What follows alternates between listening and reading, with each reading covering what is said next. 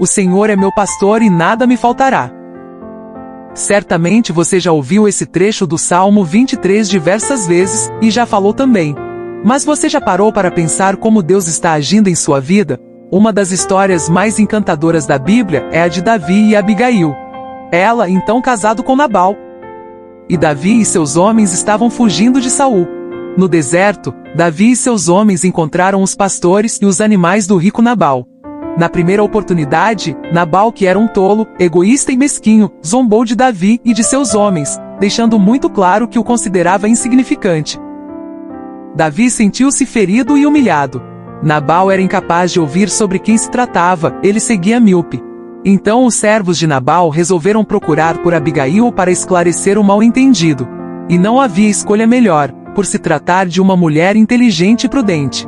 Após ouvir o servo, Abigail começou os preparativos: passas, figos, cereais tostados, pão e vinho. Esses materiais eram luxuosos. Ela era consciente de sua realidade, mas não se permitiu ser vítima.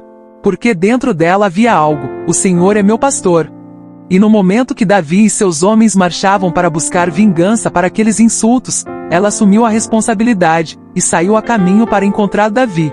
Enquanto seu marido estava em casa festejando e se embriagando, quando Abigail se encontrou com as forças de Davi, ela se curvou diante, e o fez lembrar que deveria se comportar de maneira adequada a um rei ungido por Deus. No dia seguinte, Abigail informou ao marido o que havia acontecido. Ele ficou apavorado e provavelmente sofreu um ataque cardíaco, e morreu 10 dias depois. Davi, então, enviou homens com uma proposta de casamento. A vida de Abigail não foi um conto de fadas, afinal, Davi teve muitas esposas. As lições da mulher de Davi. Dessa história podemos tirar muitas lições, especialmente de Abigail e suas atitudes. Encontramos muitas pessoas que falam demais, nós mesmos cometemos esse equívoco muitas vezes. Mas Abigail era uma boa ouvinte.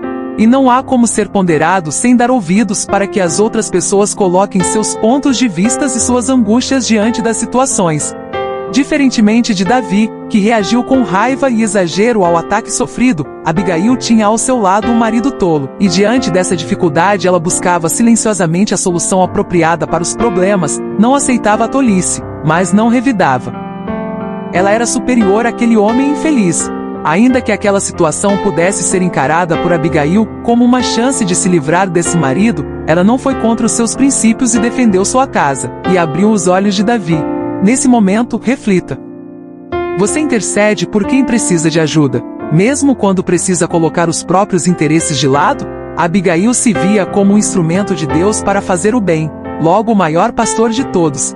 Abigail ajudou a Davi, lembrando que Deus salvava a sua honra.